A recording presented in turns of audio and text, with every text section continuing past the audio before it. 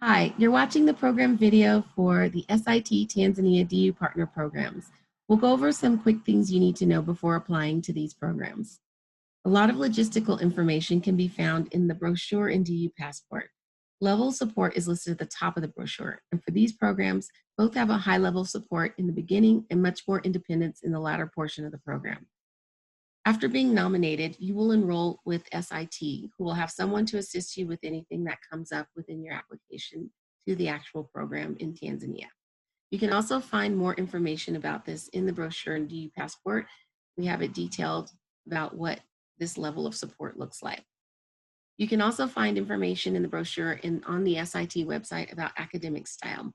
This could be a culture shock for students nominated to this program. Students mostly take classes with US students. However, the African academic system is a bit different than what you're used to in the United States. Students are responsible for their own learning independently outside of class. You'll find professors may be less accessible and syllabi may be more ambiguous. It's important to research the field community-based study research portion of this program to understand how to align coursework with what you're hoping to gain from the experience. We'll cover a little bit more of that in the next slide. Disability accommodations also may look different in Africa.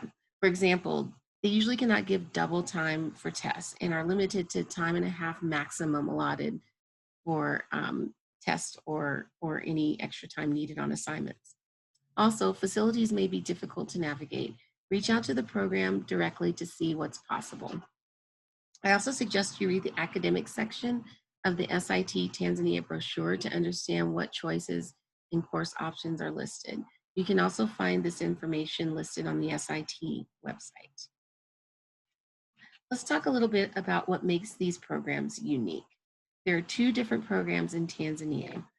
This program is a great fit for students interested in an immersive experiential program. You will spend time with locals in the community during the independent study phase of this program. We talked about this at the beginning of this presentation, but again, teaching styles are very different. They're based on more of a UK system with large lectures and often most of your grade coming from one or two large exams. Self-study outside of class is expected. There are two different programs in Tanzania. Both are very immersive, hands-on programs with set curriculums. Classes are with US students, but have local professors, and they have a lot of guest speakers and visits with and from local organizations. These programs are similar in structure. The biggest difference is the focus of ecology. The program in Zanzibar will focus more on the impact on coastal ecology currently in the environment. And although they mention previous college level coursework in environmental studies or ecology or biology or related fields, please see me as the academic advisor to see if you still qualify for this program. I do suggest you have a high level of swimming and snorkeling proficiency and that you mention this in your essay. Mention how comfortable you are with this. This is a significant part of the program. You will have some snorkeling and some swimming associated with some of the assignments and data collection. The Wildlife Conservation and Political Ecology program will look more at the population in the environment. I've listed examples of past topics on both of these programs. There are more examples that can be found on the SIT website. The link is in the brochure for this program in Passport, and you can find more information about the focus of each of these programs. Students must talk in detail in their essays about the independent study phase of this program and how it aligns with the program's outcomes and their coursework here at DU. You can find more examples of topic areas on the SIT website, as I mentioned above. So now let's talk about living in Africa in general.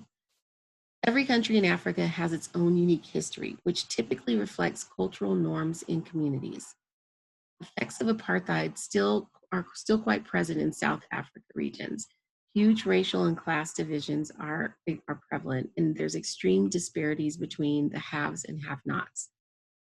There's very defined gender roles, so you will see very different treatment of women versus men.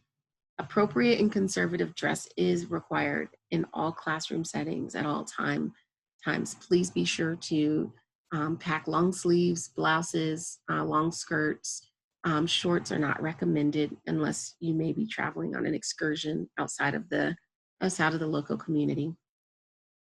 Cultural differences include a much more relaxed approach to life. Student protests are common and they can become violent and destructive. Students are instructed to avoid all demonstrations. As always, it's wise to use DU's health and safety resources to research the area and determine how comfortable you are with this location.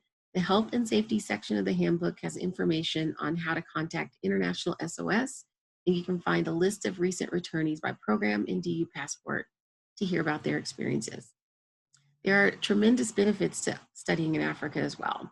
It's challenging, but it's very rewarding. In all the locations and programs that we have in Africa have a very unique cultural experience associated with them. They're very rich and vibrant cultures and interesting locations for immersion and great opportunities to delve into culture and to explore social and development issues. Now that you have a better idea and understanding of studying abroad with this program in Tanzania, remember to mention this video in your essays for the program. Best of luck.